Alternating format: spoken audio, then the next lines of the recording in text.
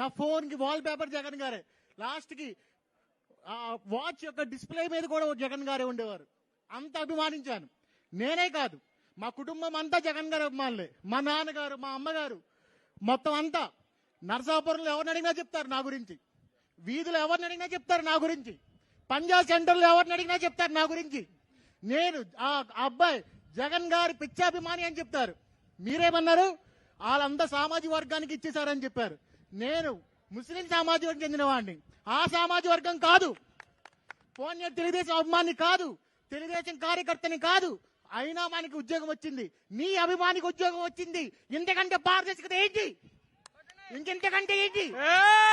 జగన్ అభిమాని అయిన నీ అభిమానికి ఉద్యోగం వచ్చింది. ఎంతో కష్టపడ్డాను, నేను ఎంతో కష్టపడ్డాను. నిద్ర లేని రాత్రులు గడిపాను, తిండి మానేసి చదివాను. లాస్ట్ కి నువ్వేమన్నావు నన్ను? నా ఉద్యోగం మీద, నే కష్టం మీద, నా కష్టం విలువ లేకుండా చేసిన ఆ జగన్ గారిని ఈ రోజు నేను సభాముఖంగా అంబేద్కర్ గారి సాక్షిగా చెప్తున్నా, ఈ రోజు నుంచి నేను అభిమాని కాదు. ఈ రోజు నుంచి నేను అభిమాని కాదు.